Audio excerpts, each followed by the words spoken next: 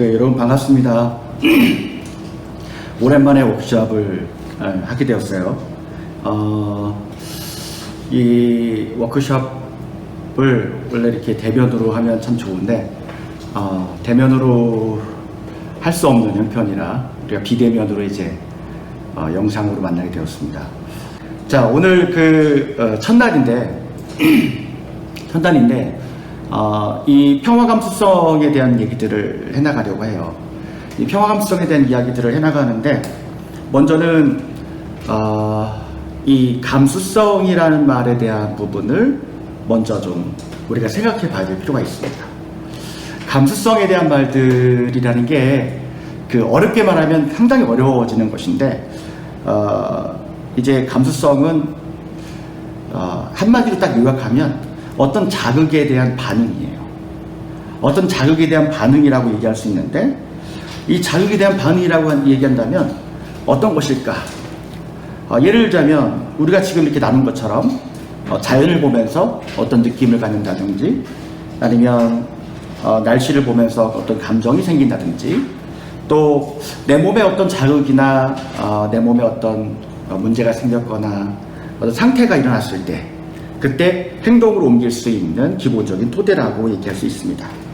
그래서 자극에 대한 반응이라고 나와 있는데 이거를 조금 더 인간관계 속에서 이게 같이 이야기를 좀 하다 보면 이게 감수성이라고 하는 것은 자기 자신의 내면을 정확하게 인식하고 그리고 이거를 조화롭게 만들어가는 것인데 뭐를 조화롭게 만들어가냐면 자기 자신에 대해서 내면 세계에 대해서 정확히 인식하는 것은 자기에 대해서도 자기와 자기 자신에 대해서 소통을 잘하기 위한 것이기도 하고 그 다음에 공동체 속에서 나와 타인 간의 관계를 협동적이고 생산적으로 발전시켜 나가기 위한 훈련으로 감수성 훈련이라고 얘기하고 있습니다. 감수성이라고 하는 것은 내 자신에 대한 이해 그리고 타인과의 만남 그리고 공동체 안에서 함께 조화를 이루고자 하는 감각적인 흐름이라고 얘기할 수 있는데 이 감각의 흐름들을 우리가 어떻게 만들어갈 것인가라고 이야기하는 것이 감수성 훈련 이렇게 이야기합니다. 이 감수성 훈련에 대한 부분들에 대하여서 예전에는 감수성 하면 잘 이야기를 안 했었죠. 이런 단어도 별로 없었어요. 센시티브한 그런 부분에 대해서 왜냐하면 억압된 구조 속에서 살아왔잖아요. 감정이 억압되고 그리고 굉장히 예민함에 대하여서 속 좁은 걸로 아니면 예민함에 대한 부분들을 욕구로 요구했을 때에 이것을 굉장히 이상한 행동으로 나쁜 행동으로 여겨왔던 것이 사실 우리 사회의 분위기입니다. 지금도 사회의 통제적인 어떤 그런 이 문화가 계속 여전히 있기 때문에 자기만의 세계를 갖고 있는 아이나 또 자기 공간을 갖고 있는 또 감수성을 갖고 있는 예민한 친구들 같은 경우에 이 또래 집단 안에서 무시를 당하거나 아니면 또래 집단 안에서 잘 적응을 못하는 경우도 생기죠. 사실 이 다양성들이라고 하는 것 속에서 이 여러 가지의 소통의 코드가 발견되고 그리고 그 예민함이라고 하는 것이 병리적인 현상이 아닌 바에는 이것이 창조적인 어떤 발견으로 이어져야 되는데 창조적 발견이라기보다는 이 같이 묻어가야 되고 또 획일화된 코드 속에 맞춰야 되는 그 부분이 상당히 지금 안타깝게 여겨지고 있는 시대를 살고 있습니다. 그러니까 점점 그러나 이 감수성에 대한 부분들 이것이 다름과 차이로 연결되면서 이 다름과 차이에 대한 부분들을 인정하지 않는 사회 폭력적인 사회죠. 이 폭력적인 사회에 대한 부분들을 자꾸 감지해 나가는 작업들이 우리 사회에서 일어나고 있기 때문에 저는 이 과도기의 이 과정들이 상당히 우리가 공부할 수 있는 시기이고 또 우리가 발전할 수 있는 계기가 되지 않을까라는 생각을 하고 있습니다. 제가 얼마 전에 이렇게 좀 생각해 본 것은 뭐냐면 제 자신에 대해서 한번 생각해 봤어요. 제 자신에 대해서 생각해 봤는데 저는 감수성이 아주 뛰어나다 이렇게 볼 수는 없지만 이렇게 보시기에도 좀 이렇게 둔한 부분이 있지 않습니까? 근데 이 감수성이 뛰어나다 보지 않았지만 저는 나름대로의 이 예민한 부분이 있었거든요. 예민하고 감수성에 대한 부분들이 나름대로 어린 시절부터 이렇게 다른 걸 상상하고 꿈꾸고 했던 부분들이 있었습니다. 근데 이제 그 부분들이 가정에서는 잘 돌봄받지 못했던 부분이 있었던 것 같아요. 그러니까 이제 사회적 분위기 그랬었고, 그리고 어떻게 하면 가족에서 이 가족 체계에서 우리가 어떤 역할을 해야 되기 때문에 그 역할이라고 하는 것들을 수행하는 것이 개인의 자율성보다 더 중요하게 여겨졌던 시대를 살아왔잖아요.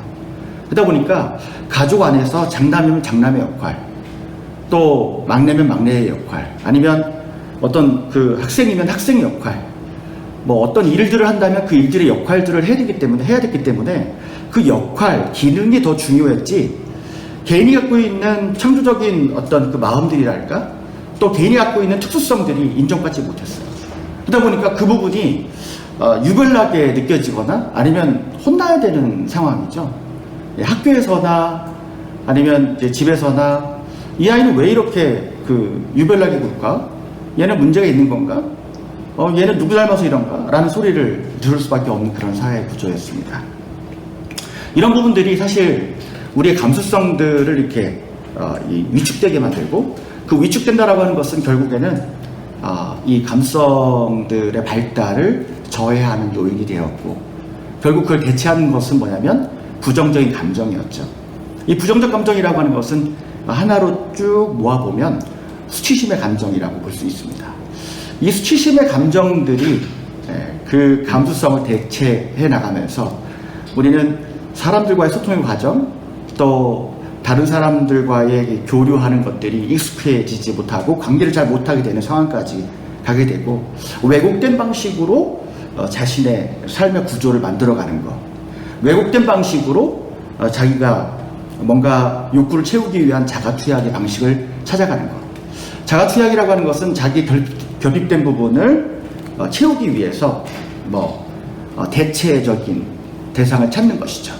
그게 관계 중독일 수도 있고, 술일 수도 있고, 또 아니면 여러 가지 성적인 거, 아니면 어떤 거에 몰입하는 것일 수도 있습니다. 이런 부분들로 쭉 이어져 왔기 때문에 저에게도 그런 부분들이 있죠. 저에게도 이제 감수성에 대한 부분들이 이렇게 어떤 틀 안에 가두어져서 계속 억압된 구조 속에 있는데, 어릴 때는 그걸 몰랐어요. 그리고 나를 왜 알아주지 못하는가라고 하는 부분에 대해서 굉장히 고민을 많이 했던 시간들이 있었습니다. 근데 제 감수성에 대한 부분들을 알아주시는 분이 한 분 계셨어요. 그분 누구였냐면 이제 초등학교 때 선생님이셨는데, 이 선생님이 이 감수성에 대한 부분들, 너 감수성을 기르기 위해서 이렇게 훈련해야 되겠다, 이렇게 하신 것이 아니라, 제가 예민하게 또 이렇게 뭔가 다른 사물들을 다르게 본다라고 하는 것에 대한 부분들을 이해하시고는 저에게 초등학교 2학년 때부터인가 이렇게 쭉 시를 쓰게 했죠. 시를 쓰게 하고, 또 글을 짓게 하고, 글을 쓰게 했습니다. 그때는 이제 지겨웠었는데, 알고 보니까 그게 제 마음속에 있었던 것들을 풀어갈 수 있는, 또 제 자율성을 또 선생님이 인정해주는 그런 시간들이 되었어요. 그러다 보니까 어떻게 보면 그 예민함이라고 하는 것이 예전에는 억압된 구조 속에서 이게 획일화된 뭔가 집단의 체제나 집단의 문화를 따라가야 되는 것이라고 여겨졌다면, 지금 그렇지 않습니다. 감수성이라고 하는 것은 자극에 대한 반응이기 때문에 이 반응을 어떤 방식으로 하느냐라고 하는 것은 그 아이의 자율성으로 또 자발성으로 기인한 것이어야 되는 것이죠. 그렇기 때문에 지금 그 예민함들이 다르게 보는 것이어야 되고, 창조적으로 또 낯설게 보는 것으로 여겨져야 되는 것이고, 다양성이 결여된 사회에서는 우리가 이제 다양한 창조성이 나올 수가 없죠. 예. 어떻게 보면은 그 예민함이 장점이 될 수 있는 사회, 그런 사회가 되어야 된다라고 생각을 하고 있습니다. 사실 우리가 많이 알고 있는 그 스티브 잡스 같은 경우에도 공포증이 있었죠. 환공포증이라고 얘기하는데, 이 공포증에 대한 부분들이 사실은 병리적 현상입니다. 이 병리적 현상인데 이 병리적 현상을 잘 다듬어서 이 사람은 자기 창조적인 부분들을 물론 학교를 다니지 않았지만 다른 영역에서의 자기 창조적인 면모들을 드러내기 시작했죠. 사회 또 가족들이 지지했고 그 부분들을 쭉 이 사회의 변화 속에서 함께 그 기여하는 쪽으로 인생이 바뀌게 되죠. 이 과정들을 보면 우리가 감수성이라고 하는 것이 굉장히 중요하다는 것을 알게 됩니다. 그래서 감수성 훈련이라는 것은 내가 나의 감각을 알고 또 내 감각을 그냥 아는 걸로 그치지 않고 다른 사람과 어떻게 조화롭게 또 교류할 것인지 또 이걸 개발하고 이 창조적인 문화들을 만들어가는 데에 어떤 방식으로 내가 참여할 것인가 라고 훈련받는 계기로 여기면 좋겠다 라는 생각을 하는 것이죠. 여러분 이 감수성에 대한 부분들에 대해서 평상시에 이렇게 감성적이다 이런 말인데 이 감성적이다 라고 하는 것은 어떻게 보면 그 감수성에 대한 것보다는 감정적인 영향에 대한 얘기들을 하는 것이죠. 자, 그런데 이 감수성이라고 하는 것 앞에 감수성이라는 것 앞에 평화라는 말이 붙어 있습니다. 평화 감수성. 그러면 이 평화 감수성이란 말을 우리가 조금 더 자세하게 풀어본다면 아까 감수성이라고 하는 것이 사람들과의 그 교류할 때의 창조적인 역량을 개발할 수 있는 원천이라면 평화 감수성 하게 되면 이 평화에 예민한 거죠. 평화에 굉장히 예민한 건데 평화라고 하는 것에 대한 그 예민함이라고 하는 것은 어떻게 나타나느냐? 어떻게 나타날 것 같아요? 평화라는 것에 대한 예민함에 대해서 얘기할 때 어떻게 나타날 것 같습니까? 평화학도 그렇고 또 평화교육도 그렇고 또 평화운동도 그렇고 이러한 그 평화활동에 대한 모든 영역들을 보면 평화 감수성이 기반이 되지 않는다면 이 모든 것들이 다 무용지물이 되어버리죠. 이 평화 감수성이라는 건 그래서 뭐를 찾아내냐면 평화에 예민하다, 평화에 민감하다 라고 하는 말은 다른 말로 얘기해서 폭력에 대하여서 민감하다는 얘기죠. 폭력에 대하여서 분노할 수 있는 마음이고 또 폭력에 대하여서 대응할 수 있는 능력이다라고 얘기할 수 있습니다.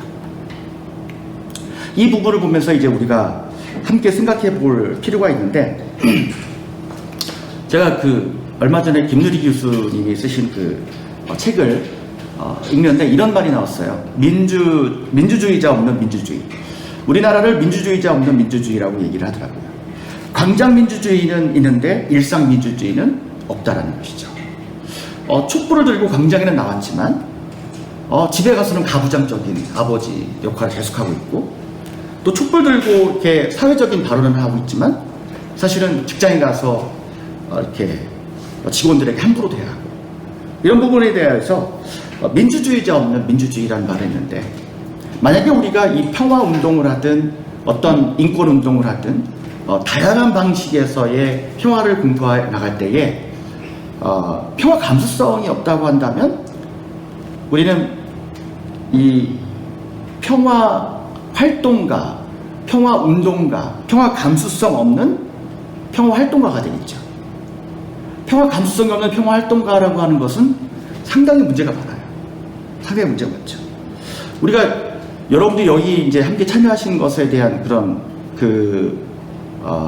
동기가 있으실 거고 그 동기들을 살펴보면 아이들과 함께 어떻게 이제 평화 감수성에 대한 부분들을 함께 나눌 것인가 또 내 자신의 평화 감수성에 대한 부분들을 어떻게 좀 배워볼까라고 하는 생각들을 가지시게 될 텐데 이런 부분에 대해서 이 평화 감수성에 대한 부분들은 1차적으로 나에게 필요한 부분이죠. 나에게 필요한 부분이고 그 부분에 대하여서 가장 먼저 시작해야 될 부분은 뭐냐면 내 안에 깃들어져 있는 아까 감수성이라는 것은 내 내면 세계에 대해서 정확히 인식하는 거라 그랬잖아요. 내 내면 세계에 잠식되어 있는 잠재되어 있는 그 폭력성이 무엇인가를 알아내는 것이죠. 알아가는데 내 몸에 배어있는 이 몸에 배어있는 그러니까 내가 어떤 그 이제 갈등 전환에서 얘기하는 것으로 좀 말씀드리자면 어려울 수도 있지만 하나의 이슈를 만들어낸다. 하나의 이슈를 만들어낸다라고 했을 때 어떤 사건을 만들어내요. 사건. 아이가 어떤 문제를 일으킬 때는 이 문제 하나만 존재하는 게 아니죠. 문제 하나만 존재하는 것이 아니라 이 문제를 둘러싸고 있는 것이 뭐냐면 문제를 대하는 패턴이 둘러싸고 있는 것이죠. 문제는, 사건은, 이슈는 그 이슈를 둘러싸고 있는 이 갈등의 패턴이 둘러싸고 있습니다. 갈등의 패턴이 계속해서 이 반복되어져 왔기 때문에 상당히 유사한 이슈들을 계속 만들어가는 것이죠. 그리고 이 갈등의 패턴들을 둘러싸고 있는 것은 뭐냐면 역사죠. 역사라고 하는 것은 삶의 구조예요. 삶의 구조. 그래서 삶의 방식, 어떻게 삶의 방식을 가져왔고 어떤 태도로 삶의 관점을 지녀왔는가에 따라서 이 갈등의 패턴이 나타나게 되고, 이 갈등의 패턴이 회피일 수도 있고 저항일 수도 있고 또 갈등의 패턴이 그 분쟁일 수도 있습니다. 굉장히 다양한 각도로 패턴이 이루어질 수 있는데 이 패턴에 대한 것들이 이슈의 색깔을 결정하는 것이죠. 우리가 평화 감수성에 대한 것을 이야기할 때에 이 평화 감수성에 대한 부분이 확장되면 확장될수록 우리는 평화적 이슈에 대한 것들에 대한 것을 많이 만들어낼 수 있어요. 평화에 대한 이슈를 만들어낼 수 있고 평화에 대한 이슈를 볼 수가 있고, 반면에 또 다르게 이야기하자면 폭력이라고 여기는 것들, 우리가 낯설게 보기 시작하면서 그동안 폭력이라고 여기지 않았던 것들에 대한 것을 폭력이라고 여기게 되고, 폭력적인 상황에 대한 부분들을 우리가 찾아낼 수 있죠. 찾아내서 결국에는 인간의 본성 속에 잠식되어 있는 가부장체제, 전체주의, 파시즘 이런 것들을 찾아내어서 그 부분에 대하여서 다르게 이 관점을 바꿔나갈 수 있고, 다르게 훈련해 나갈 수 있고, 또 다르게 행동을 취할 수 있는, 선택할 수 있는 그런 과정들이 이제 주어질 수 있다라고 하는 것이죠. 이 부분이 우리는 그냥 단지 뭔가 평화 활동을 배워서 아이랑 이걸 나눠야 되겠다라고 하지만, 그것도 좋은 생각이지만 이 좋은 생각이라고 하는 것은 뭐냐면 이 평화 활동을 배워서 나누는 것은 평화 가주성을 또 익힐 수 있는 좋은 기회니까요. 그런데 이제 우리가 조금 더 폭넓게 이야기하자면 내 삶의 역사에서 내 내면 세계에 이렇게 막 박혀 있었던 폭력적인 부분들이 무엇이 있는가라고 하는 것을 우리가 좀 발견해내고, 그 부분들을 낯설게 보기 시작하고, 그 과정을 해결해 나가는 과정들을 좀 만들어 가보기 시작하고, 해결해 나가는 과정들을 어떻게 만들어 나가느냐라고 했을 때에 그것을 나누는 거예요. 가장 첫 번째 것은 표출이거든요. 이 표출을 내가 친구랑 얘기하기도 하고 가족들과 이야기하기도 하고, 또 이걸 나누는 시간들을 갖는 것이죠.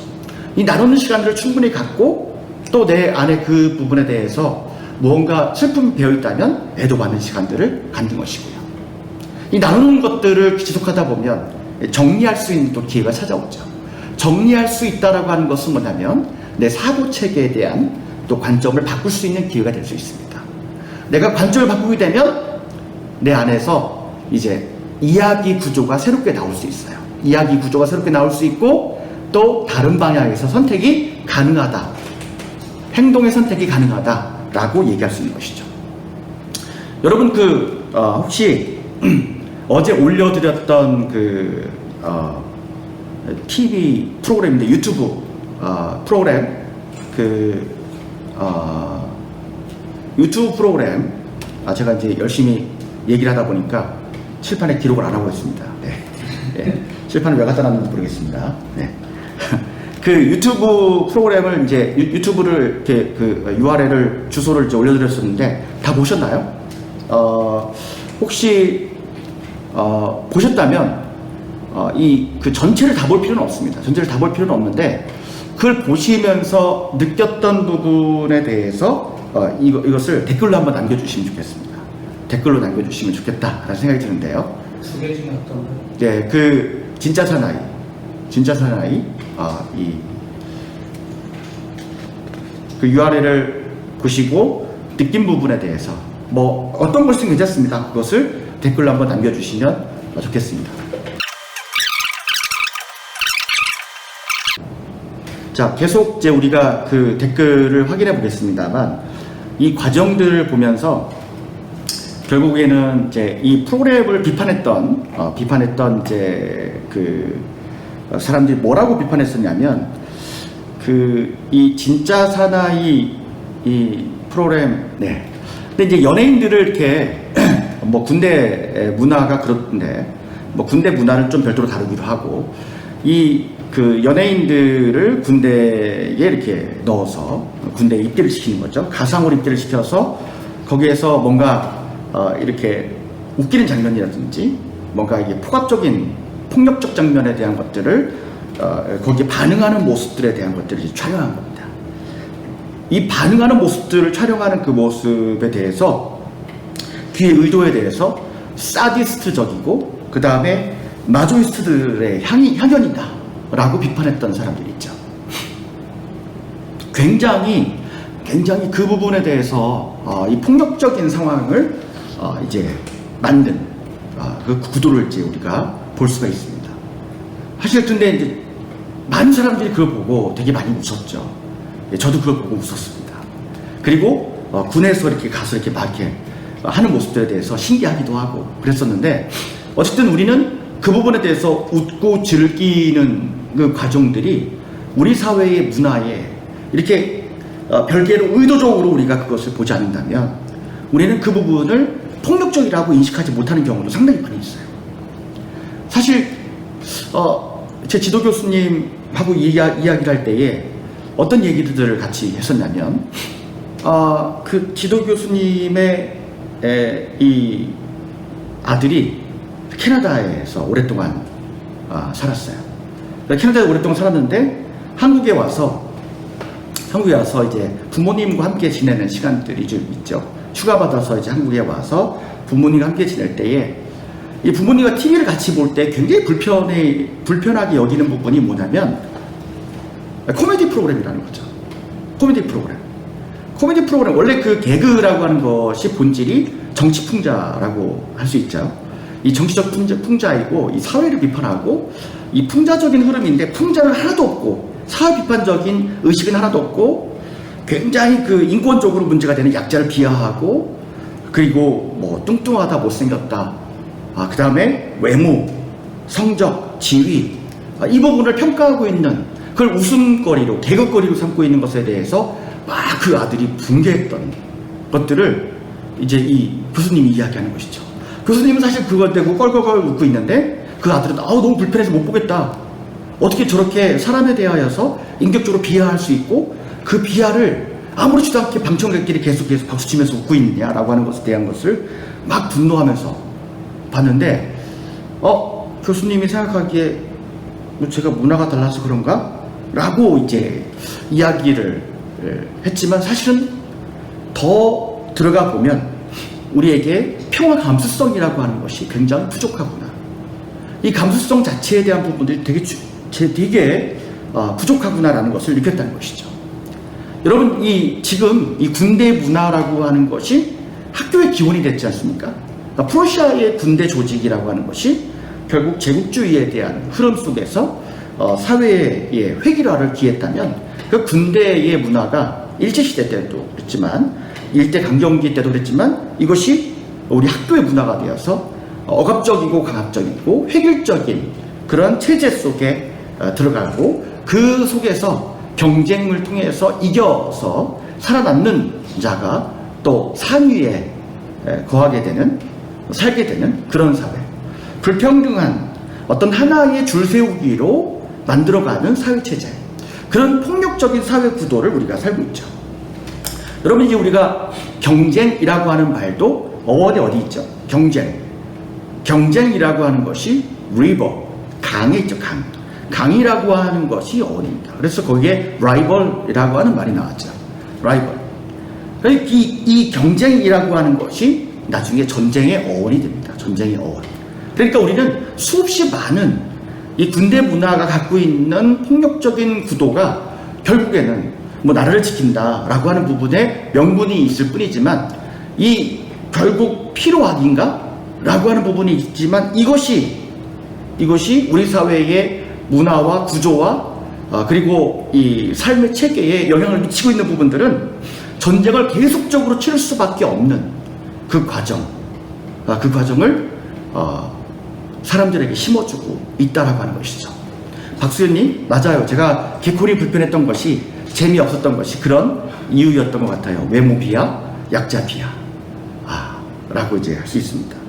사실은 우리가 그 부분에 대해서 이렇게 좀 뭐 심땡땡 지금은 영화 감독이지만 그분이 예전에 바보 흉내내는 것들을 우리가 굉장히 재밌어하고 그 과정들을 또 이렇게 흉내내기도 하고 그랬던 과정들이 있었죠. 불편하게 여겨야 되는 부분들을 하나도 불편하게 여기지 않고 우리는 그대로 이렇게 흘러왔던 부분들이 있습니다. 이 부분은 우리가 이제 생각해 본다면 어떤 부분으로 생각해 볼 수가 있냐면 이 의식과 연관되어 있습니다. 이제 좀 구체적으로 좀 들어가서 의식과 연관되어 있다라고 하는데 나의 의식은 어디에 머물러 있는가라고 하는 것을 한번 생각해 보시면 좋을 것 같아요. 예. 자, 우리가 갖고 있는 의식에 대한 부분들을 이야기하려고 하는데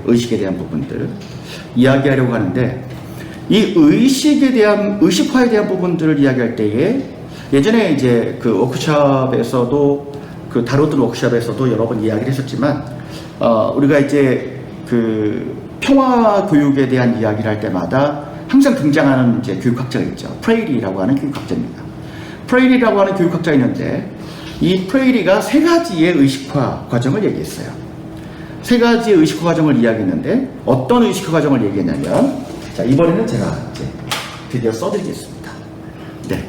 첫 번째는 뭐냐면, 주술적 의식화.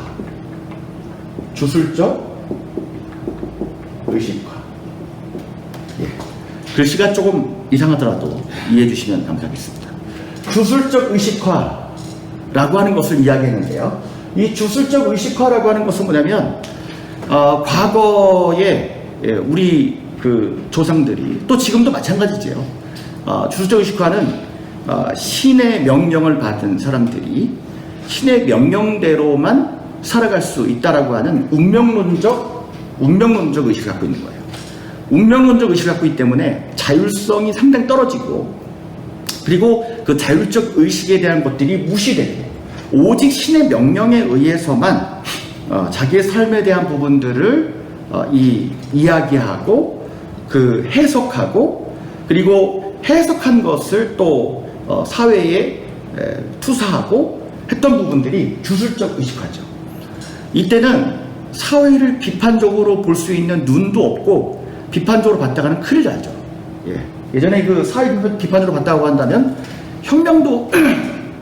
혁명을 일으켰으면 신에게 저항하는 거기 때문에 죽음을 당할 수밖에 없습니다. 그리고 이 주술적 의식화 이 세계 속에서는 이 왕이라든지 임금이라든지 이런 권력자에 대하여서 저항하는 것은 곧 이 하늘 신에게 저항하는 것과 마찬가지라고 여겨져서 그 부분에 대하여서 상당히 경계하는 그런 의식적인 부분들이 있습니다. 이건 주술적 의식화라고 하는 것은 테두리가 분명해요. 테두리가 분명하기 때문에 프레임이 잡혀 있어요. 프레임에서 절대 벗어나지 않습니다. 그렇기 때문에 개인의 자율성보다는 사회적으로 통용되고 있는 종교적인 흐름들이 굉장히 이제 많다라고 볼 수가 있습니다. 이 주술적 의식화, 사회 변화가 힘들다라고 볼 수 있어요.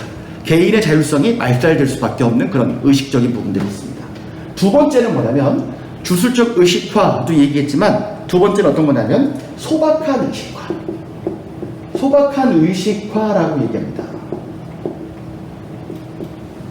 여기서 말하는 소박한이라고 하는 것을 좀 다르게 이야기하자면 소심한 의식화라고 얘기할 수 있어요. 이건 뭐냐면 주술적이라는 부분보다는 조금 발달했어요. 어떻게 발달했냐면 주술적일 때는 사비판적인 모습들이 전혀 없었다면 거의 희박했다면 이 소박한 의식화일 때는 이 비판적인 의식들이 생겨나요. 비판의식. 그래서 성찰도 하고 나름대로의 그 과정들을 그 삶에 대한 과정들을 어떻게 살아가야 될 것인가 이것을 설계할 수 있어요. 성찰하니까 설계할 수 있죠. 설계할 수 있죠. 근데 소박한 의식화라고 하는 것은 비판도 할 수 있고 또 설계할 수 있고 성찰할 수 있는데 결국 이게 어디로 가느냐면 소박한 의식은 어떤 의식을 갖게 되냐면 나도 권력자가 돼야 되겠다. 권력자가 돼야 되겠다 라고 하는 의식으로 가게 되죠. 권력자. 아니 비판적 의식을 갖게 되고 설계하고 성찰했으면 이 부분에 대해서 함께 내가 그 주체자로 서서 함께 사회를 변화시켜 나가는 그런 방향으로 가야 되는데 그것이 아니라 나도 권력자 아니면 나도 부자가 되어서 나도 사람들의 경쟁에서 이겨서 그 위에 서서 살아가야 되겠다라는 그런 의식을 갖게 되죠. 이게 소박한 의식화예요. 대부분의 많은 사람들이 이 소박한 의식화라고 하는 부분에서 머물러 있는 경우들이 상당히 많았죠. 세 번째 얘기할 때 의식화라고 하는 것은 어떤 거냐면 이 세 번째는 비판적 의식화랍니다. 비판적 의식화라고 하는 것, 이 얘기는 뭐냐면 비판과 비난은 다른 거죠. 비판과 비난은 다른 것인데 비판적 의식화라고 하는 것은 결국엔 뭐냐면 내가 자신의 축, 또 자신에 대한 자율성이 확보되었기 때문에 자신의 존귀함에 대한 것을 다른 사람에게 빼앗기지 않습니다. 그렇기 때문에 양육도 잘 받은 거예요. 그리고 그 자율성에 대한 부분들, 그 예민함에 대한 부분들, 감수성에 대한 부분들을 빼앗기지 않고 이 비판적 의식화라고 하는 것은 폭력적이라는 것은 내 자율성을 억압하고 통제하고 그리고 내 것을 획일화시키려고 하는 것, 이것이 무엇인가에 대해서 비판적으로 볼 수 있는 눈을 가지는 거예요. 그러다 보니까 비판적 의식화는 누군가 선동했다고 해서 따라가는 것이 아니라 내가 무엇이 평화인가, 무엇이 폭력인가, 이것을 판단할 수 있는 공부가 되어 있고 학습이 되어 있고 이 부분에 대해서 훈련이 되어 있는 것이죠. 그러다 보니까 이제 비판적 의식화라고 하는 것이 사회 변화에서 굉장히 중요한 역할을 차지하게 됩니다.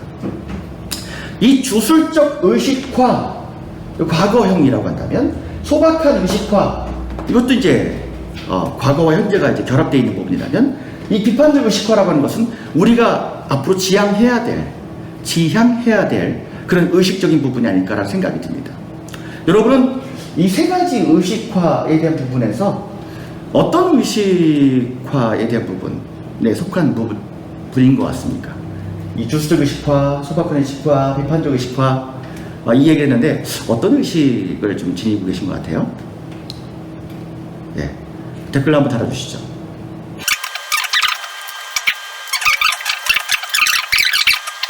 제가 한 가지 이제 이야기를 해드리고 싶은데요. 어떤 거냐면 이렇게 프레이리가 얘기했던 의식화에 대한 부분들이 있습니다만 프레이리와 같은 시대를 살았던, 동시대에 살았던 사상가이면서 또 배우이면서 연극 연출가였던 아우구스토 보알이라는 사람이 있죠. 아우구스토 보알. 예, 아우구스토 보알.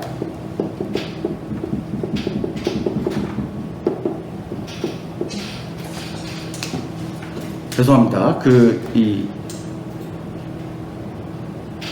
이거를 남미 분이기 때문에 이 브라질 분이거든요. 아우구스토 보알 이분을 이렇게 제 영문으로 써드리거나 아니면 그들의 말로 써드려야 되는데, 예, 제가 철자가 정확하지 않았어요. 아우구스토 보알이라고 하는 사람이 있는데요. 이 아우구스토 보알은 굉장히 군부 독재, 남미의 군부 독재 시절에 그때 군부 독재 시절에 민중이 억압받고 있을 때에 경제적으로 착취당하고 노동이 착취당하고 그 다음에 빈부의 격차가 크고 그 다음에 권력을 통해서 인권을 말살시키고 있는 그런 사회적 배경에서 이 아우구스토 보알이 했던 것, 뭐냐면 이제 아우구스토 보알이라고 하는 사람이 했던 것이 뭐냐면 토론 연극이에요. 토론 연극. 토론 연극이었습니다. 아까 프레이리가 얘기했던 건 프레이리가 했던 것은 뭐냐면 문해교육이었거든요. 문해교육. 사람들이 가난하다 보니까 이 글을 읽고 해석하지 못해요. 글을 읽고 계산하고 해석하지 못해요. 그리고 그 군부 독재 시절에 이 민중들에게 알려주고 있는 내용들이라고 하는 게 어떤 거였냐면 그냥 글만 읽고 그리고 계산하는 법 정도만 알려주고 그 다음에 일러주잖아요.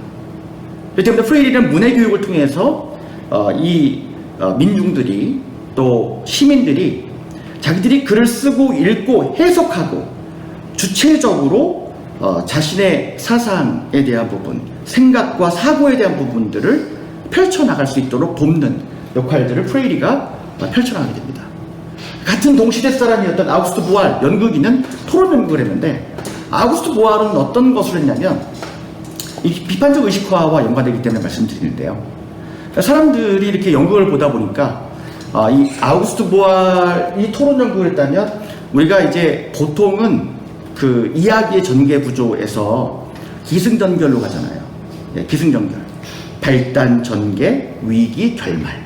이런 식으로 하잖아요. 이 흐름을 뭐라고 그러냐면, 이 아리스토텔레스에 대한 아리스토텔레스식의 전개 방향이라고 얘기합니다. 아리스토텔레스의 전개 방향이라고, 수사법이라고 얘기한다면, 그런 흐름 속에서 사람들이 연극도 보고 있어요. 연극도 보고 있기 때문에, 아우구스트 보알이 딱 보는데, 이렇게 발단 전개하면서 쭉 위기 상황으로 올라가서 위기 상황에서 클라이막스에 도달하면 사람들이 거기에서 감정을 정화시켜요. 그리고 결말에 가서는 이제 쫙 정화된 부분들을 가지고 감흥을 가지고 이제 집에 돌아가죠. 예. 근데 이 아우구스트 보알이 군부 독재니까 이 민중들을 좀 깨우기 위해서 사회 비판적인 연극을 했어요. 사회 비판적인 연극을 했는데 역시 사회 비판적으로 연극을 할 때도 이렇게 쭉 흐름들에 대한 것들을 만들면서 나중에 이게 쭉 이 클라이막스가 딱 되니까 사람들이 갑자기 감동받아서 이 아우구스트 보알에게 우리 나가자! 나가서 사회 변화시키자! 이렇게 하기 시작해요. 이게 잘 된 거 아닐까요? 네. 근데 아우구스트 보알은 다르게 생각했어요. 뭐냐면 이것이 내가 선동한 것이지 그의 자율성이 아니라는 것이죠. 그의 사고체계에서 나온 것이 아니고 그의 감수성에 대한 것이 아니라 결국 내가 선동한 것, 프로파간다밖에 안 된다는 것이죠. 그렇기 때문에 이 프로파간다에서 나온 것들은 안 되는 것이고 그들이 직접 사고하고 만들어가는 것이 되게 중요하겠다라고 싶어서 토론 연극을 만듭니다. 그래서 이 연극을 시작해요. 스토리라인을 시작합니다. 스토리라인 시작하는데 쭉 이 발단, 전개, 위기 정도 갔을 때 이거 클라이막스 갔을 때에 연극을 뚝 중단해버려요. 잘라버리고 난 다음에 그 다음에 이제 이 관객들에게 물어봐요. 잘라버리고 난 다음에 관객들이 물어봐요. 그 다음에 어떻게 됐으면 좋겠습니까? 주인공이 어떻게 했으면 좋을까요? 다른 배역은 어떻게 하면 좋을까요? 막 물어봐요. 사람들은 이게 적응이 안 되니까 그냥 해요. 그냥 해. 원래 하던 대로 해. 왜냐면 그 다음 장이 너무 궁금하니까.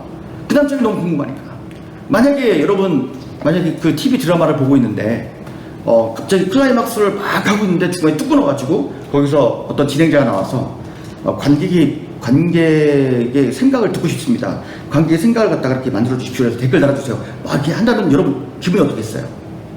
재밌을 수도 있겠지만 왜 짜증나게 왜 그렇게 하지? 그리고 뭔가 감을 일으킬 만한 그런 지점에 와가지고 왜 이렇게 훅 꺼지게 만들지? 이럴 수 있잖아요. 근데 이 아우구스트 보알이 그 부분에 대하여서 훅 꺼지게 만든 것이 아니라 그때 관객들이 가지고 있는 여러 가지 생각들을 받아들여서 그 방식의 여러 장면들을 연극으로 표현하기 시작했어요. 연극으로 표현하면서 이러저러한 내용들을 만들어가면서 이 과정들이 이렇게 배역이 정해질 수도 있고 이런 역할은 또 이런 결말이 나올 수도 있고 여러 가지의 생각들이 또 같이 연결될 수 있겠구나라는 생각들을 이제 갖게 됩니다. 그러면서 토론 연극에 대한 시초를 이제 마련하게 되고 이것이 사람들의 의식을 일깨우게 되고 또 자기 생각 속에서 사회를 어떻게 봐야 되는 것인가, 또 시민들을 어떻게, 시민의 삶을 어떻게 봐야 될 것인가 라는 생각을 하게 되죠. 이런 부분에 다르게 볼 수 있는 것, 또 창조적으로, 창의적으로 낯설게 보는 것, 이 다양성으로 이야기할 수 있는 것, 이런 부분들이 감수성에 대한 부분인데, 이것을 우리가 평화 감수성으로 본다면 평화에 대한 다양한 해석들을 할 수가 있고, 또 평화에 대한 다양한 해석 속에 이 폭력적인 부분이 어떤 것인지 발견하여서 이 폭력성들을 제거해 나가는 방식들을 또 교육하고, 또 사회에 전하고, 또 우리가 운동을 같이 함께하고, 이런 작업들을 할 수 있다는 하는 것이죠. 이게 굉장히 중요한 모습이라고 얘기할 수 있겠습니다. 자, 우리가 이제 두 번째 이제 그 영상을 보려고 하는데요. 두 번째 영상을 어제 보셨을 텐데, 아이만의 영상 다 보셨죠? 아이만의 영상. 아이만의 영상을 보시고 난 다음에 어떤 생각을 가지셨는지에 대한 부분들을 이 댓글로 한번 달아주시겠어요?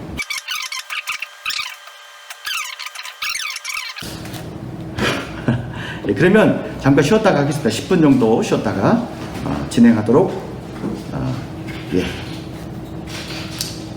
하겠습니다. 좀 이따 뵙겠습니다. 네. 자, 다시 시작하게 되었습니다. 필작TV 첫날 두 번째 시간 시작하게 됐습니다. 아까 우리가 아이만의 영상을 같이 이제 보자고 말씀드렸는데, 그 영상 보시고 댓글 혹시 아직 못 올리신 분 계시면 올려주십시오. 자유롭게 올려주시면서 같이 이야기를 나누도록 하겠습니다. 우리가 결국에는 이제 평화 감수성이라고 했을 때에 폭력에 대한 민감함을 이야기한다고 한다면, 이 폭력에 대한 민감함이라고 하는 것은 첫 번째로는 어떻게 이야기할 수 있냐면, 첫 번째로는 우리가 내 자신 안에 있는 폭력성에 대한 부분들에 대해서 이야기를 해야 되죠. 그러니까 내 자신 안에 있는 폭력성에 대한 이야기를 한다라고 하는 것은 어떤 거냐, 개인적 폭력성이 있는 내면의 폭력성,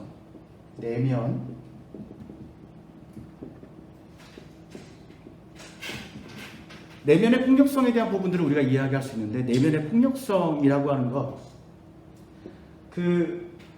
기본적으로 이제 우리 사회에서 많이 이야기하는 폭력성의 기저를 뭐라고 얘기하냐면, 내 안에 아예 이 침습되어 있고 잠재되어 있는, 잠재된 이제 가부장 체제를 이야기합니다. 내면의 폭력성을 보통 이야기할 때에 우리 사회에서는 보통은 내 안에 잠재된 가부장 체제를 이야기하죠.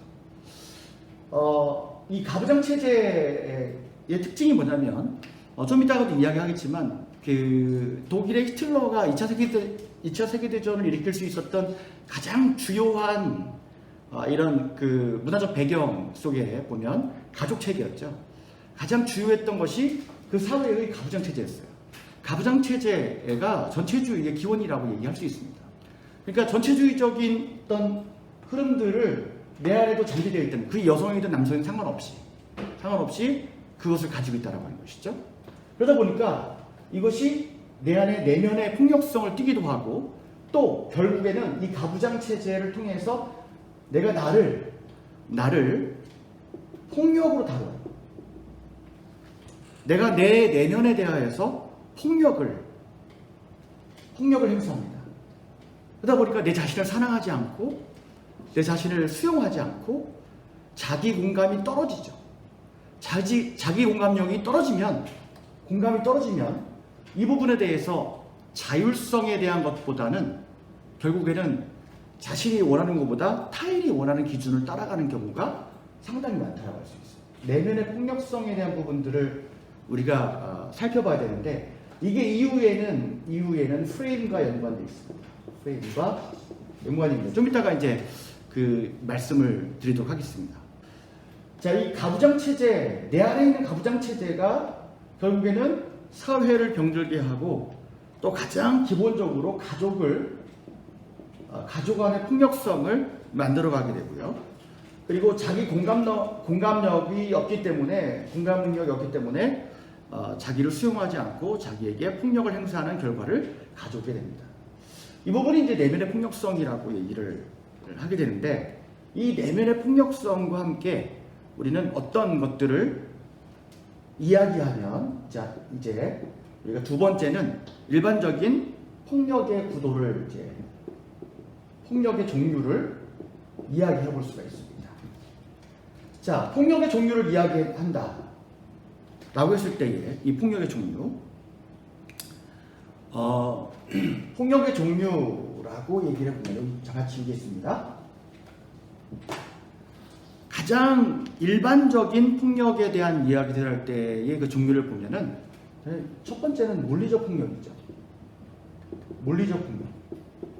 이걸 우리가 가시적 폭력이라고도 얘기하고, 보이는 폭력, 이걸 주관적 폭력이라고도 얘기합니다. 이 물리적 폭력. 그러다 보니까 이 물리적 폭력, 가시적 폭력, 주관적 폭력이라는 것은 보이는 폭력성이에요. 말로도 그렇고 행동으로 그렇고 이 폭력성이라고 하는 것이 보이는 폭력성입니다. 우리 사회에 여전히 이런 폭력이 존재하고 있죠. 다른 사람의 신체에 대하여서, 다른 사람의 인격에 대하여서, 또 언어적인, 또 차별적인 이 부분이 분명히 존재하고 있죠. 그래서 차별하지 않아야 되는 사회임에도 불구하고 여러 가지 프레임이나 정치적 이념 때문에 이 물리적 폭력성이 여전히 지금도 자행되고 있습니다. 물리적 폭력성, 이 보이는 폭력성, 이때의 폭력이라고 하는 것은 가장 대표적인 게 전쟁입니다. 전쟁이죠. 그래서 1960년대 냉전체제에서는 이 소극적 평화에 대한 것이 발달되어 있다 보니까 이 소극적 평화에서 가장 중요했던 것이 뭐냐면 평화의 반대말은 전쟁이었어요. 전쟁이었죠. 전쟁만 안 일어나면 평화로운 사회라고 인정했죠. 1, 2차 세계대전을 겪고 난 다음에 또 한국전쟁도 있었고 이런 과정 속에서 전쟁이 일어나지 않는 사회가 평화로운 사회다라고 하는 것에 대한 부분을 강조했고, 그러다 보니까 전쟁이 일어나지 않기 위해서는 국제사회에서 국제 이해 교육이 굉장히 중요하겠구나. 다른 나라의 문화나 다른 나라의 어떤 상황들을 이해하고 서로가 이해하는 구조 속에서 공존해야 되겠구나라고 하는 것에 대한 부분을 많이 이야기했습니다. 근데 1969년도에 우리가 이제 요한 갈퉁이라고 하는 세계적인 노르웨이 평화학자죠.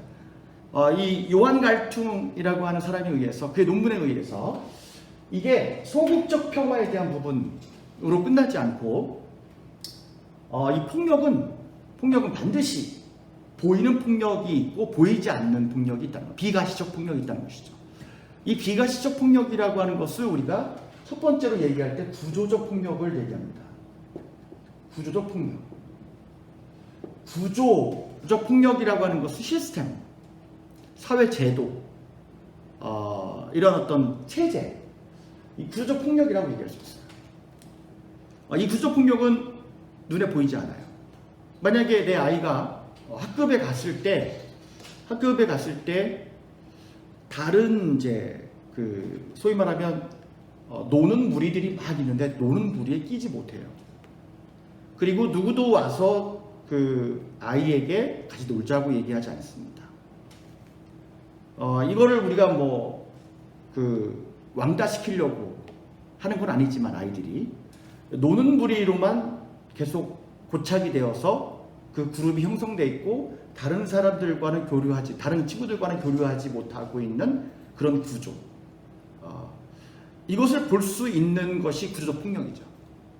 이 구조적 폭력 속에서는 상당히 다양한 일들이 벌어지는데, 그건 뭐냐면 이 구조화된 부분에 우리가 이제 여기 우리 사회 속에서 비정규직 문제라든지 그리고 갑질 문화라든지 이게 뭐냐면 구조적인 수직적 문화에서, 군대 문화에서 생성된 폭력적인 문화가 여전히 자행되고 있다는 하는 것이죠. 그것이 체제라는 이름으로, 제도라는 이름으로 자행되고 있다는 것이죠. 정치적 구조도 마찬가지인 거죠.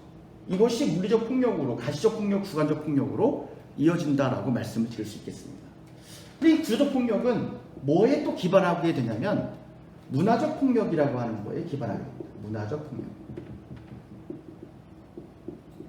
문화적 폭력이라고 하는 것은 위에서 구조적 폭력에서 제도나 뭐 이런 걸 말씀드렸다면 문화적인 것은 관습, 전통 이런 부분이죠.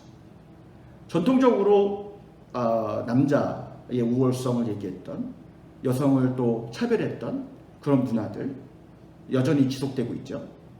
그 다음에 이 부분에 있어서 이제 아동에 대하여서 어른이 아동을 이렇게 낮게 보고 또 비하하고 또 도구화시키고 하는 부분들, 대상화시키고 하는 부분들, 문화적 폭력이죠. 이 부분이 문화적 폭력이 기반이 되어서 그 사회의 흐름을 만드는데 그것이 구조를 만들고 몰라요. 문화적 폭력에 대한 부분과 구조적 폭력에 대한 부분이 잘 나타나지 않기 때문에 모르는 거죠. 모르기 때문에 이 물리적 폭력에 대한 것들만 이제 눈여겨보게 되는 것입니다. 여러분, 우리가 그동안에 수많은 폭정들을 이제 봐왔잖아요. 독재체제라든지 아니면 부정부패한 정부의 모습을 봤잖아요. 근데 그 모습들을 보면서 그걸 허용하게 된 그 부분에 여러 가지 책임들을 우리가 많이 얘기할 때 이 문화적 폭력에 대한 부분에 우리도 그 책임을 면할 수는 없습니다. 그 부분에 대해서 그 문화가 남아있다라고 하는 것이죠. 이것이 구조를 정당하게 만들고 그리고 이제 물리적 가시적 폭력을 만든다는 것이죠. 이건 이제 요한 갈등이 구분해 놓은 것이죠. 이런 구분해 놓은 것들을 보면서 이 폭력의 종류들을 우리가 이야기를 해보게 되는데요. 해보게 되는데 사실 이 폭력들에 대한 부분들의 종류들을 이렇게 보면서 여러분은 혹시 이 부분에 대한 얘기들을 어떻게 생각하시는지 궁금합니다. 이 폭력의 종류에 대한 것을 또 다르게 이야기하는 이제 사람이 있어요. 지젝 같은 철학자들이죠. 지젝 들어보셨죠? 예. 그 지젝이라고 하는 철학자가 있는데, 지젝. 근데 지젝이라고 하는 철학자는 이 부분에 대해서 폭력을 이야기할 때 구조적 폭력, 그리고 상징적 폭력, 이 두 개를 또 합하여서 객관적 폭력이라고 얘기했습니다. 객관적 폭력. 이렇게 얘기하겠죠. 자, 우리가 이제 살펴본다면 구조적 폭력이라고 하는 건 아까 얘기했듯이 이제 사회적인 구조를 이야기하고 있다고 한다면, 자, 상징적 폭력이라고 하는 것은 뭐냐? 이 상징적 폭력이라고 하는 것이 굉장히 무서운 거죠. 왜 무섭냐면 이 상징이라고 하는 것이 이게 그 사회의 언어, 그리고 이게 기호 체계, 그 다음에 미디어, 이걸 통해서 하게 되는데 수많은 정권에서 이 상징적인 문화, 상징적인 폭력성을 통해서 이러한 도구를 통해서 사람들이 자율성을 갖지 못하도록 만들었어요. 그러니까 사람들의 사고 체계를 지배하려고 했죠. 때로는 스포츠로, 때로는 성적인 걸로, 때로는 여러 가지의 이 미디어적인 부분으로 이제 사람들을 혼란스럽게 했던 부분들이 있습니다. 이 상징적 폭력의 뜻은 뭐냐면 지배자가 피지배자의 문화를 압제하기 위해서, 흡수하기 위해서, 그리고 지배자의 문화를 이 피지배자들에게 권력으로 그들에게 문화를 심기 위해서 취하는 태도라고 얘기할 수 있습니다. 그러다 보니까 이 언어적으로 상당히 많이 나오게 되는데, 예를 들자면 이런 겁니다. 마틴 루터 킹이 인권 운동을 하고 또 그 과정에서 흑과 백, 인종차별에 대한 부분들을 굉장히 강화시켜서 이야기할 때에 이 상징적 폭력성에 대한 부분들을 제기합니다. 상징적 폭력성을 제기할 때에 어떤 걸 이야기하냐면 흑인을 이야기할 때 블랙이라고 얘기하고 백인을 이야기할 때에 화이트라고 얘기하죠. 근데 이 블랙이라고 하는 그 흑인이라는 단어가 파생되었을 때에 160여 개의 단어로 파생된다고 해요. 근데 거의 대부분 단어가 부정적인 단어입니다. 화이트는 또 이렇게 백인을 지칭할 때 쓰는 단어이지만 그 파생어도 이제 100여 개 가까운 파생어를 갖고 있다는데 70여 개인가 이 정도 된다고 했는데 그 파생어는 대부분 긍정적인 언어로 쓰이고 있다고 하는 것이죠. 언어 자체에서부터 긍정과 부정으로 나눠져 있고 그런 부분에 대해서 사람을 판단하는 기준으로 그걸 사용하고 있다고 하는 것이죠. 우리가 이 언어에 대한 부분, 그러니까 사실 우리가 아이들이 맹목적으로 이 미디어의 언어를 따라가고 또 이 다른 그 집단의 언어 체계를 따라하고 그렇게 약할 수밖에 없는 그런 존재들이지만 그러니까 유튜브에 나오는 어떤 그 미디어에서 얘기하는 이 욕설이나 아니면 뭐 이렇게 비속어나 이런 부분들 따라할 수 없는 상징적 폭력들이거든요. 상징적 폭력. 물론 그 미디어를 활용하는 사람들이 그렇게 의도하지 않았다 할지라도 상징성을 두고 있기 때문에 상징적 폭력이에요. 보이지 않게 이 잠식해 들어가는 감수성을 잠식해 들어가는 그런 폭력적인 요인들입니다. 이 상징적 폭력입니다. 그래서 이 두 가지가 합쳐져서 객관적 폭력이라고 얘기하는데요. 이 객관적 폭력이라고 하는 것은 눈에 보이지 않아요. 눈에 보이지 않는데 객관성을 띠고 있다라고 하는 것은 모두가 폭력성 안에 들어있다는 얘기겠죠. 모두가 객관적으로 폭력이다라고 얘기할 만한 것들이 있는데 그것이 모두에게 다 스며들어 있다라고 하는 것을 내포하고 있습니다. 그게 뭘까요? 그 포괄하고 있다는 것을 내포하고 있다. 포괄하고 있다는 것을 가지고 있다. 그게 뭐냐면 결국에는 예를 들자면 이제 많이 제기됐던 것들이 우리가 쓰고 있는 이런 그 아이폰, 휴대폰 이런 부분들에 들어가는 부속들, 광물들을 수입했었잖아요. 수입해서 원자재가 대부분 이제 다른 대륙에서 아프리카나 근데 거기에 노동력을 제공하고 있는 사람들이 바로 어린이들이죠. 어린이들. 그리고 그들은 그 광물 때문에 나오는 그 유독성 물질 때문에 죽어가고 병들어가고 그 폭력성에 대한 부분들이 여전히 우리 안에 있다라고 하는 거죠. 우리가 예를 들자면 지금 자연재해 그러면서 이제 기후변화에 대한 부분에 민감하지 못하고 화석연료 쓰는 것들, 플라스틱이나 또 비닐을 이제 함부로 쓰거나 이런 부분들에 대해서 객관적 폭력성에 대한 부분들을 이야기하는 것이죠. 결국 이제 폭력을 갖고 살아간다라고 하는 것에 대해서 이제 지젝이라고 하는 철학자는 이런 얘기를 하고 있습니다. 이 폭력성에 대한 부분들이 어떻게 발견되어지느냐라고 하는 것은 놀라운 이 평화 감수성에 대한 발달과 연관되어 있는데 평화 감수성에 대한 발달에 대한 이 활동에 대한 부분들은 오늘 다 할 수가 없을 수도 있습니다. 근데 이제 이 부분들을 좀 정리해 나가면서 과연 우리가 언어 속에서, 기호 속에서, 미디어에서 상징적 폭력 속에 노출된 부분이 무엇인가를 잠잠히 찾아봐야 돼요. 아까 이제 이 뭔가 다른 사람들이 하고 있는 것에 대한 부분들을 그냥 따라하는 거, 권위자가 하는 대로 따라하는 거, 그들의 언어를 차용해서 하는 거, 그 관청의 언어를 나의 언어라고 생각했던 아이만의 삶의 모습은 결국에는 상징적 폭력에 노출되어 있는 사람이라고 할 수 있죠. 죽을 때까지 그는 자기를 객관화시켜서 이야기했습니다. 객관화시켜서 자기 삶에 대한 성찰이 없고 오히려 관청에서 어떤 장례식에 나와서 조문을 읽는 것처럼 자기의 죽음을 그렇게 얘기했던 사람이 아이만이었어요. 근데 왜 이런 부분에 대한 폭력성들이 계속해서 우리 안에서 발견되어지지 않고 또 우리는 이 폭력성에 대한 부분을 반응할 수 없었을까라고 하는 부분에 있어서 아까 제가 단어 하나를 얘기했습니다. 그게 뭐였냐면 단어 하나 기억나시나요? 프레임이라고 하는 단어죠. 프레임이라는 단어, 원래는 우리가 이 프레임이라고 하는 단어를 사용할 때 프레임이 이제 사람들이 살아가면서 태어났을 때부터 프레임을 갖지는 않죠.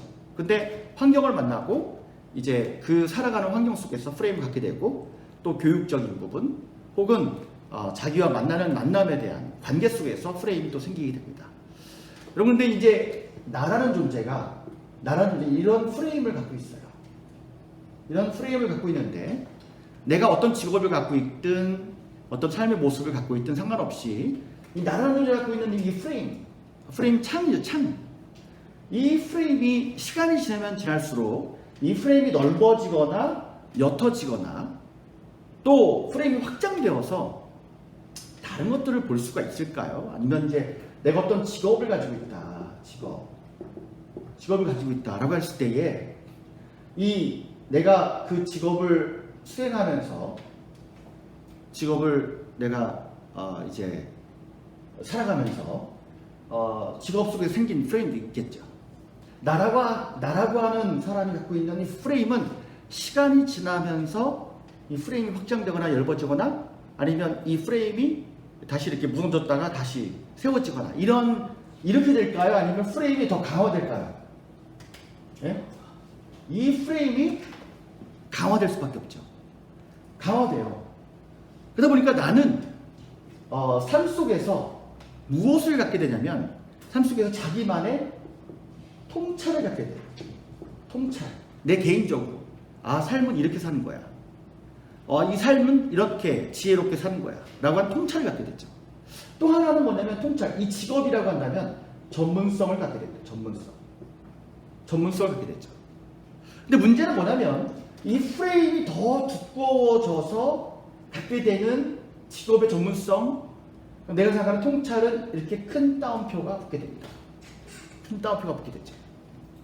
이게 무슨 얘기냐면 여기에 통찰이나 전문성이라는 것은 기능적일 수밖에 없다는 거예요. 기능적인 전문성일 수밖에 없다는 거죠. 이 기능적 전문성이라고 하는 것에 대해서 어떻게 생각하세요? 이 기능적 전문성에 대한 부분들을 우리가 잘 생각해 본다면 이 기능적이다 긍정적으로 말씀드리는 건 아니에요. 이게 손에 잘 익을 수 있고 내가 이제 예를 들어서 제가 학교 교사들을 대상으로 많이 강의하기 때문에 선생님들에 대해서 이야기를 좀 하자면 선생님들에게도 이런 부분들에 대해서 이제 이야기를 할 수 있습니다. 만약에 내가 교사로서 이제 계속 이렇게 그 세월의 축적이 일어난다면 경력이 오래된다면 난 전문성이 생기죠. 근데 프레임이 계속 이렇게 두꺼워진다면 나는 기능적 전문성이기 때문에 나는 책 안 봐도 아이들을 가르칠 수 있고 아이들에 대해서 딱 판단할 수 있는 기준이 좀 생기게 되고 어떻게 보면 기준이라는 게 너무 명확해요. 너무 명확해지다 보니까 기능적 전문성이라고 하는 것은 결국은 사유가 없어져요. 사유가 없이도 이 일들을 할 수 있고 이 통찰이라고 하는 것을 가능하게 해요. 웃긴 거죠. 이 통찰은 그래서 여기서 말할 때 이 통찰은 부정적인 언어예요. 통찰이 있을 때까지 어떻게 할까요? 우리는 이 프레임을 계속 거두기 위해서 새로운 감수성의 세계로 나가기 위해서 어떻게 될까요? 낯설게 보기라고 하는 것은 결국에는 관찰이에요. 1번 관찰.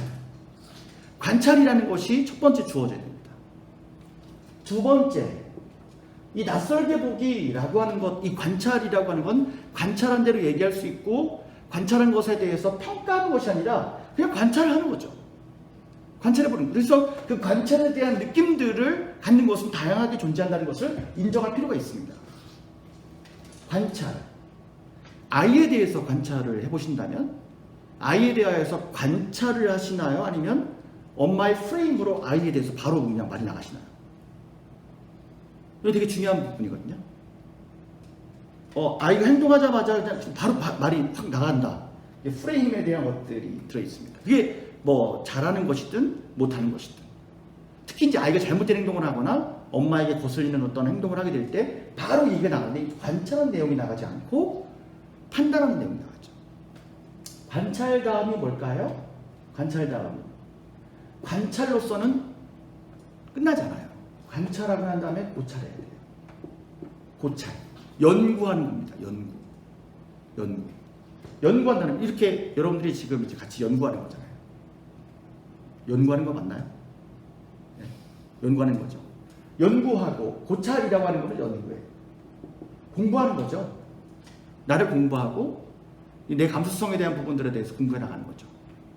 세 번째 고찰이 이루어지면 그 다음에는 말 그대로 통찰이 이루어집니다. 통찰, 깨달음이죠. 이 통찰에 대한 부분들이 무엇을 가능하게 하느냐? 네 번째, 성찰을 가능하게 하죠. 이 성찰에 대한 부분이 별도 새로운 관찰을 보게 합니다. 이 순환적 관계에 대한 부분들이 우리의 감수성을 높이는 굉장히 중요한 프로세스라고 얘기할 수 있어요. 그런데 우리가 이렇게 사유가 없는 방식의 기능적인 전문성으로 살아가게 된다면, 기능적 전문성에 살아가게 되면 거기에 뭐라고 되어 있나요? 이제 아이만이 썼던, 아이만이 재판받을 때 그가 이제 아르헨티나 가서 이제 볼보 회사에 다녔죠. 숨어 살기 위해서 이제 탈출해서 독일의 그 전세가 기울어질 때에 여러 공간을 거쳐서 이제 아르헨티나까지 가서 나중에는 볼보 회사에 취업하게 되고 거기서 또 생활하게 됩니다.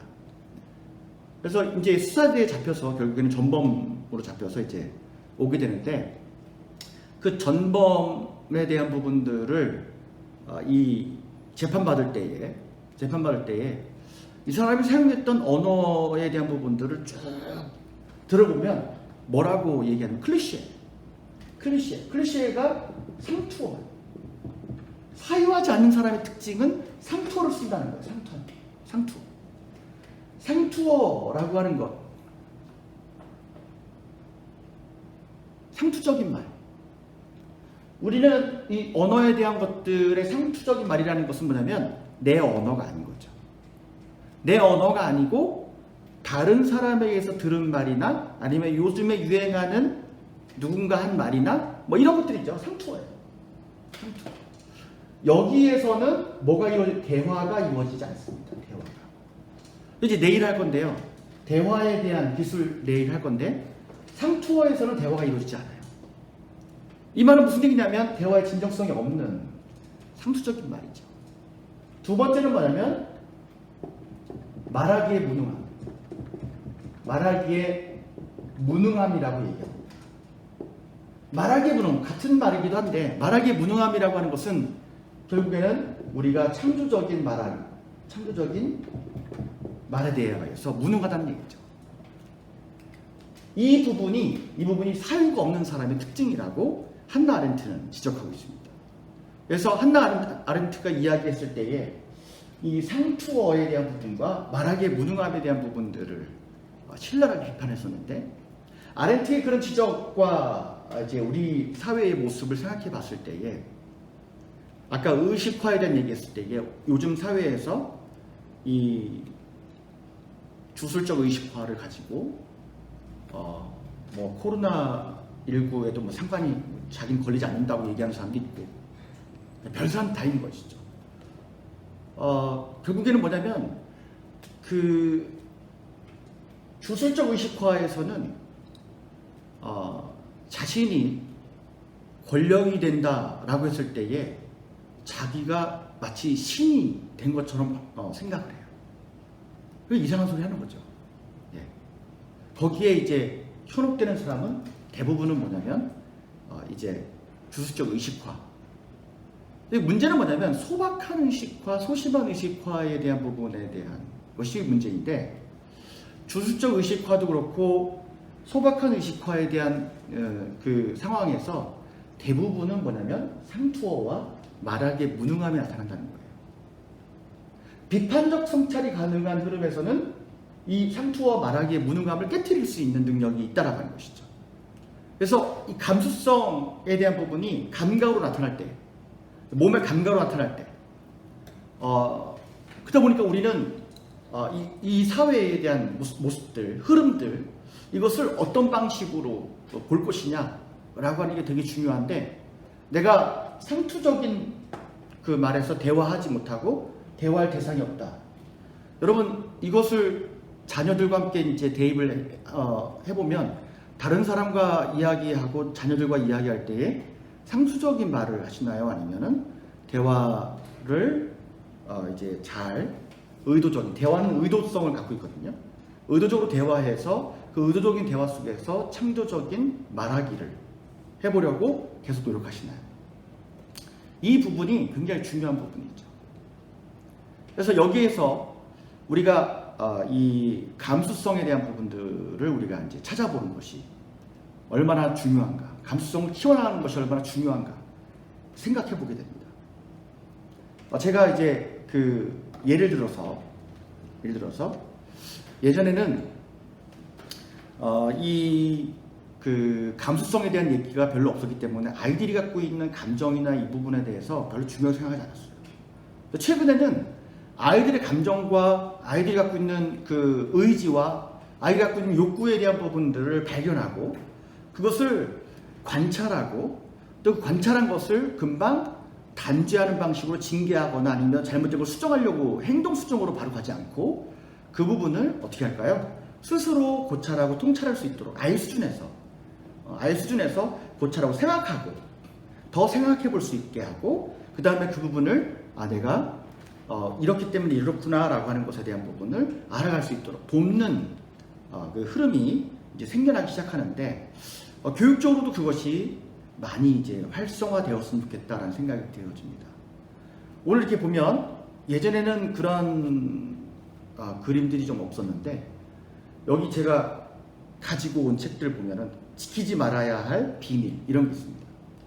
지키지 말아야 할 비밀 이런 거는 지금 이제 이게 그 성추행이나 성폭력에 대한 부분인데 아이가 성추행을 당했을 때 이 그 위계나 억압에 의해서 이 아이가 굉장히 두려움을 갖게 되는 상황이 되었단 말이죠.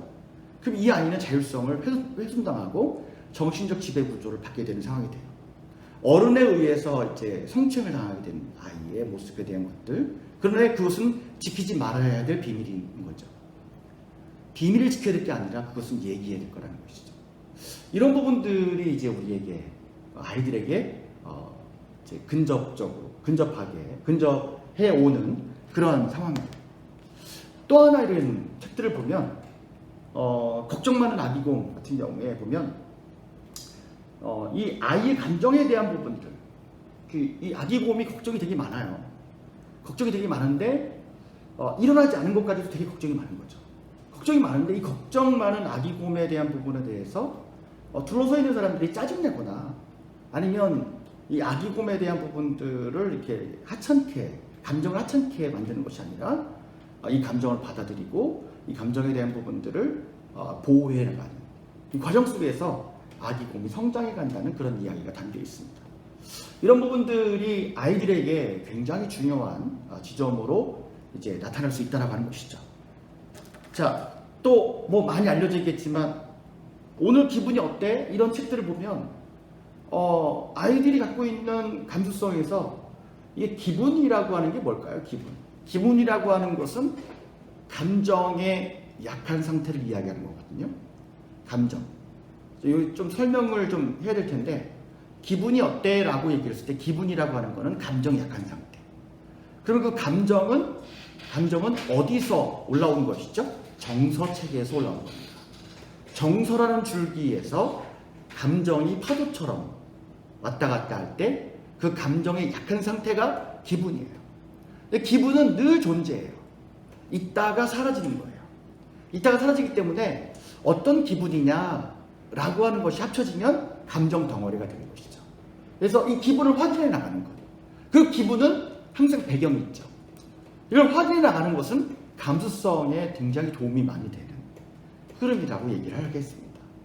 이 부분들은 왜 이렇게 소개해 드리냐면 우리가 상투적인 말을 하고 그리고 말하기에 무능함에 빠져 있는 이 사회 속에서 이념이 중요하지 대화가 중요하지 않거든요. 지금은. 그러다 보니까 사람들이 대화하려고 하지 않아요.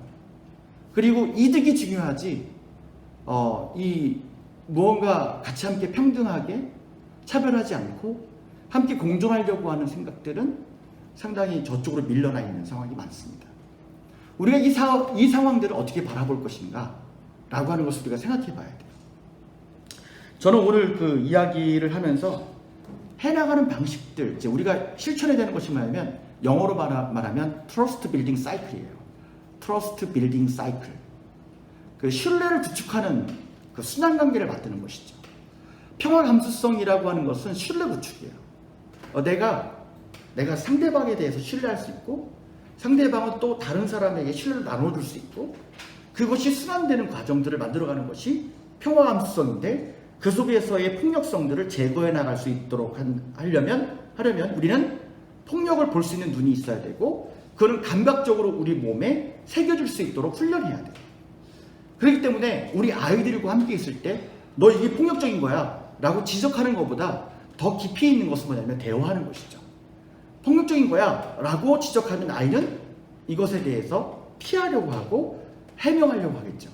그렇지만 우리가 아이랑 함께 삶을 공존해 나가는 방식 속에서는 아이가 기분이 어떻고 아이의 두려움이 어떻고 또 아이가 갖고 있는 비밀이 무엇인지 함께 대화해 나가면서 이 과정들을 만들어갈 때에 상투적인 말이라는 것은 아까 아이만이 얘기했던 것이 아니에요. 아이만이 얘기했던 것만 상투적인 게 아니라 오늘 평화감수성 배웠으니까 집에 가서 평화감수성 얘기해야지. 이게 상투적인 말이란 말이죠. 평화감수성 얘기. 그러니까 아이 보고 오늘 엄마가 배운 거 보니까 너 그렇게 하면은 안 돼. 너 폭력적인 거야. 폭력적인 거야. 이게 상투적인 말이거든요. 창조적 대화가 무엇인지에 대한 부분을 우리에게 알려주는 것이 감수성이에요.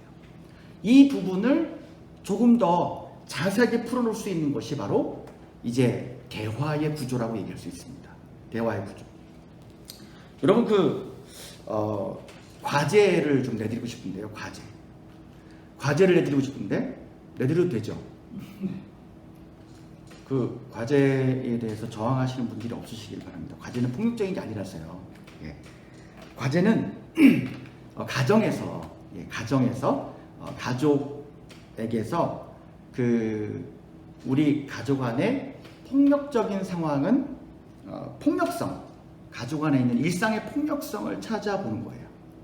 근데 이제 가족 안에서 일어나는 폭력성도 있겠지만 가족 구성원들이 보고 있는 폭력성도 있겠죠. 예를 들자면 아이가 우리 집 근처에 어떤 일이 벌어지고 있고 나 되게 폭력적이야.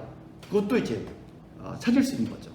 가족 안에서 발견되는 폭력성도 있을 것이고 가족 구성원이 관찰한 폭력성도 있을 겁니다. 그거를 조사해 보시는 거예요. 오늘 가서 대화해 보시는 거예요. 대화하셔서 그 부분을 같이 이야기해 나가면서 우리가 가장 첫 번째 관찰을 어떻게 하는가, 그 다음에 이것을 어떤 식으로 고찰할 것인지 더 깊이 생각하고 이 부분에 대하여서 통찰할 수 있는 대화가 가능한 과정을 한번 만들어 보는 것이죠. 이제 이것을 우리가 내일 하려고 합니다. 내일 하면서 우리 안에서 이 수용성과 수용성 범위를 넘어서는 것, 거기서 경계에 어떻게 서야 되는 것이고 그 경계에 서게 되는 것을 연습하는 것은 감수성의 문제인데 이 감수성 훈련해 나가면서 어떻게 반응해야 될 것인가 이 부분을 우리가 함께 나누도록 하겠습니다. 자, 오늘 같이 함께 얘기를 좀 나누고 싶은데요. 이 댓글로 소감 한마디씩을 함께 나눠주시면 좋겠습니다. 닫는 서클이죠. 닫는 서클. 네. 소감 한마디씩을 쭉 써주시면 좋겠습니다. 네. 어떤 소감이 올라올까요? 네. 뜰자TV에서 처음 저도 해보는 거라, 재미기도 하지만, 정신이 없는 것 같습니다. 네. 의정부 고등학교 관짝소년단 영상에 대해 소장님은 어떻게 생각하시나요? 다 댓글 달아주셔서 감사합니다. 관짝소년단에 대한 이야기들, 사실 관짝소년단에 대한 부분들에 대해서 이게 퍼포먼스로 볼 수도 있고 할 수 있지만 사실은 우리가 놓치고 있는 부분들이라는 게 바로 뭐냐면 이게 흑인의 분장을 하고 희화하는 것은 전 세계적으로 인권에서 되게 중요하게 다루어지는 문제거든요. 그러다 보니까 아이들이 몰랐을 수도 있겠죠. 그렇지만 제 생각에는 이 관짝소년단의 퍼포먼스를 가지고 이야기할 때는 사실 그 흑인 분장에 대한 부분들에 있어서 우리도 유색인종이잖아요. 그 부분에 대해서 신중했었어야 된다고 생각되고, 또 하나는 그 관짝소년단의 그런 어떤 그 모션이 그들의 장례 전통인데 그 장례 전통을 희화하는 것에 대한 부분에 대해서 좀 더 고려를 했었어야 하지 않았나라는 생각을 하고 있습니다. 사실 그 부분이 제가 그 이름을 잘 모르겠는데 우리나라에 와서 이렇게 연예인 활동하시는 분이 누구시죠? 그분이 사과했죠. 예. 사과할 일이 아니죠. 그분은 굉장히 그 부분에 대해서 폭력성을 느꼈을 거예요. 예. 그 과정에 참 마음이 아팠었고요. 네. 그런 차원에서의 이야기들. 예. 세모치리. 예. 세모치리도 아까 그 진짜 사나이에도 갔었는데, 굉장히 좀 많이 상처가 된 것 같고, 오히려 한국 사회에서 방송을 지속하기 위해서 사과를 해야 된다는 상황들, 그게 우리 사회가 얼마나 병리적이고 좀 악한 문화가 여전히 있는지, 예, 차별적인 부분에 대한 것들을 반성해야 된다고 생각합니다. 그걸 학생들이 모르고 했다면 학교 측에서는 사과해야 될 것이고, 또 학생들과 함께 그 부분에 대해서 진지한 토론을 했었어야 된다고 생각됩니다. 우리가 그 부분에 대해서 놓치고 그런 종류에 대해서 놓치고 있는 게 되게 많기 때문에 그 과정에 미디어에서 걸러져야 될 부분들 상당히 많이 있을 거라고 생각되어집니다. 그러면 내일 과제, 이 과제를 댓글로 이렇게 쭉 달아주시고요. 댓글로 달아주시면 내일 아침에 시작 전에 달아주시면 좋을 것 같고, 그 달아주시면 그걸 토대로 같이 이야기를 시작하도록 하겠습니다. 예, 나효진 관장님의 통찰 있는 뜰작TV의 감동입니다. 내일이 기다려집니다. 고맙습니다. 네, 그러면 내일 뵙도록 하겠습니다. 오늘 뜰작TV는 여기서 마무리하도록 하겠습니다. 수고 많으셨습니다. 점심 맛있게 드십시오. 감사합니다.